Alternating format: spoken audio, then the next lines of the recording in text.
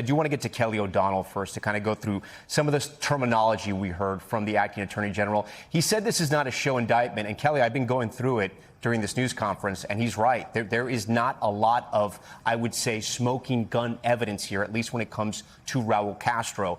Essentially, as Jose pointed out, the one piece of evidence they say is that as leader of the military, he greenlit all the operations and that they had trained these MiG pilots to focus on small aircraft. They had done this for a couple months in the lead up to the shooting. But beyond that, we don't see a smoking gun here. Is that a fair assessment of the indictment the way we see it?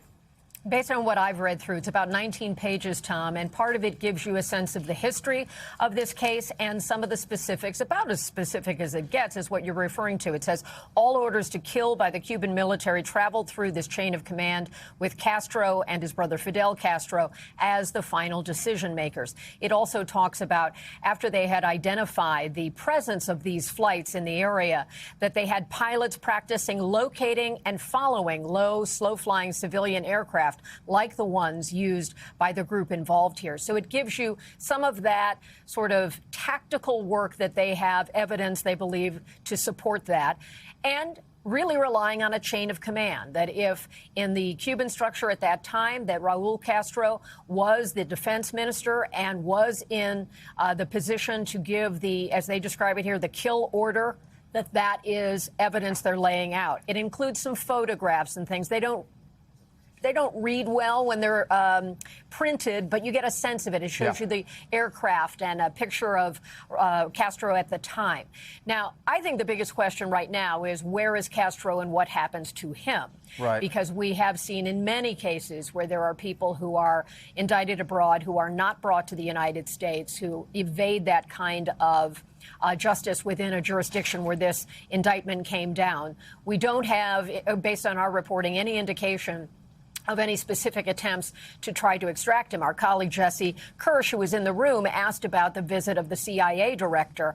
And it would be hard for me to imagine that circumstances like this would not have been discussed in some way, not necessarily revealing this indictment, but talking about the kind of legal peril Castro could face and using that as a leverage point.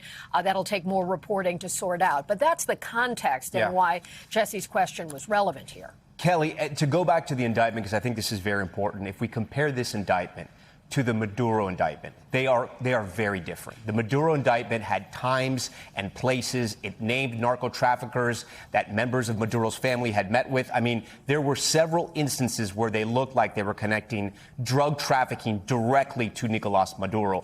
Not that the U.S. may not have more evidence against Raúl Castro, but, you know, I think the acting attorney general got ahead of maybe some of the headlines saying this is not a show indictment. And that essentially means we're not going to lay out all the evidence we have. We're not going to overwhelm the readers of this with the facts that we may have or may not have. And certainly the time and place is very different. So the charges against Maduro are far more contemporary. This is 30 years ago against a hostile adversary where there might have been limitations on the kind of evidence the U.S. could obtain. They have obtained some of this that gives sort of the working operational details of how these flights were targeted and then shot down.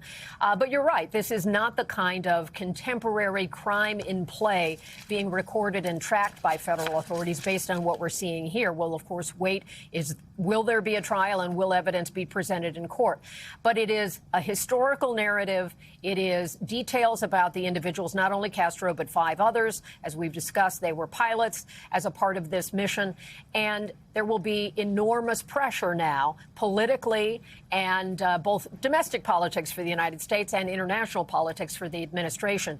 But for the Department of Justice, this is, and for the Trump administration, this is an opportunity to check a box that has been waiting for a very, very long time on serious charges that relate to the deaths of Americans.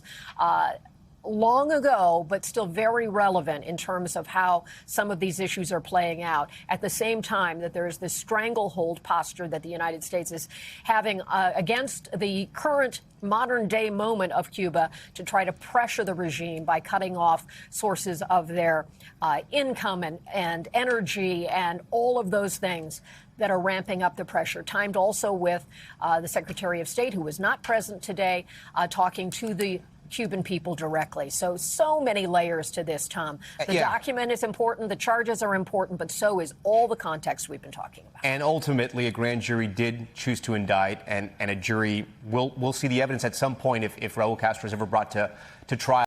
We thank you for watching, and remember, stay updated on breaking news and top stories on the NBC News app or watch live on our YouTube channel.